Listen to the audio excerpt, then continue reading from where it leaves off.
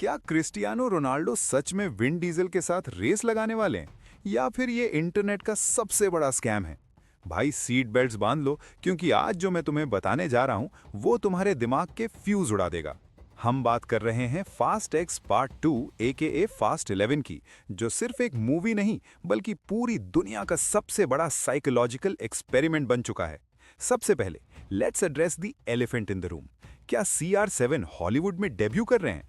देखो, साइकोलॉजी में एक कॉन्सेप्ट होता है सोशल प्रूफ। जब हम देखते हैं कि हैशटैग रोनाल्डो इन फास्ट ट्रेंड कर रहा है, तो हमारा ब्रेन ऑटोमेटिक मान लेता है कि न्यूज़ पक्की है।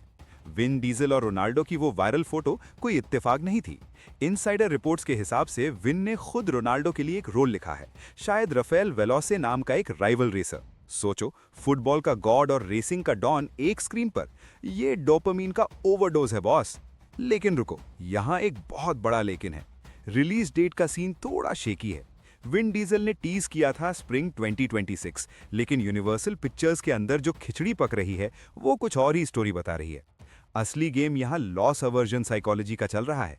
स्टूडियो ने बजट में $50 मिलियन का कट मांगा है। हाँ भाई, फास्ट एक्स का बजट $340 मिलियन तक पहुंच गया था, जो कि इनसेन है। अब स्टूडियो कह रहा है कि बस करो विन भाई, थोड़ा कंट्रोल में। इसलिए शायद हमें ये ग्रैंड फिनाले अप्रैल 2027 तक देखने को मिले। अब आते हैं मूवी के विलन पर। डांते रहिए, प्लेड बाय जेसन मोमोआ। ये बंदा डार्क साइकोलॉजी का चलता फिरता एग्जाम्पल है। नोटिस किया? वो डॉम टोरेटो को फिजिकल डैमेज से ज्यादा साइकोलॉजिकल ट्रॉमा दे रहा है। वो डॉम के गिल्ट, उसके फैमिली के फियर और उसके पास ट्रॉमा के साथ खेल रहा है। इस पार्ट में डांते का प्लान डॉम को मारना नहीं, बल्कि उसको ब्रेन वॉश करके तोड़ना है। स्क्रिप्ट राइटर्स ने इस बार रिवेंज वर्सेस फॉरगिवनेस का ऐसा जाल बुना है कि आप एंड तक कंफ्यूज रहोगे कि हीरो कौन और विलन कौन। और हाँ, दिल थाम के सुनो, पॉल वॉकर वापस आ रहे हैं। लेकिन कैसे? यहाँ मेकर्स आपके इमोशंस के साथ नॉस्टैल्जिया मार्केटिंग खेल रहे हैं। कोडी वॉकर, पॉल का भाई, और CGI का यूज करके ब्रायन ओकॉनर को फिनाले में एक इमोशनल सेंड ऑफ दिया जाएगा। ये सुनकर दुख भी होता है और एक्साइटमेंट भी, है ना? यही तो रिवर्स साइकोलॉजी है। आपको पता है कि ये फेक है, फिर भी आप थिएटर में आंसू बहाओगे क्योंकि कनेक्शन रियल है।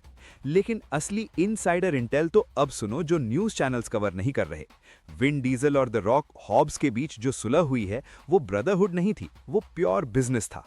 यूनिवर्सल ने इंटरवीन किया और कहा कि अगर फ्रैंचाइज बचानी है तो ईगो साइड में रखो। और सबसे शॉकिंग बात, जस्टिन लिन जो डायरेक्टर थे, उन्होंने सेट पर क्रिएटिव डिफरेंसेस की वजह से मूवी छोड़ दी थी। और अब लुई लेटेरियर ने कमांड संभाली है, जो एक्शन को वापस ओल्ड स्कूल स्ट्रीट रेसिंग की तरफ ले जा रहे हैं। स्पेस में कार उड़ाने वाला सीन अब शायद कम मिलेगा और लॉस एंजलिस की सड़कों पर रॉ रेसिंग ज्यादा दिखेगी। प्रेडिक्शन सुन लो, ये मूवी बॉक्स ऑफिस पर $1 बिलियन क्रॉस करेगी। Not because script Shakespeare level की है, बल्कि इसलिए क्योंकि इंसानी दिमाग को क्लोजर पसंद है। हम सब जानना चाहते हैं कि वन लास्ट राइड आखिर खत्म कैसे होगी। तो भाई लोग, अब बॉल तुम्हारे कोर्ट में है। क्या तुम्हें लगता है रोनाल्डो का कैमियो इस मूवी को बचा पाएगा, या फिर फास्ट फ्रैंचाइज को अब ब्रेक लगा देना चाहिए? कमेंट सेक्शन में अपनी भड़ास निकालो, और अगर ये इनसाइडर रिपोर्ट सुनकर मजा आया तो सब्सक्राइब वाला बटन तोड़ दो। मिलते हैं अगली वीडियो में, तब तक के लिए राइड और डाई।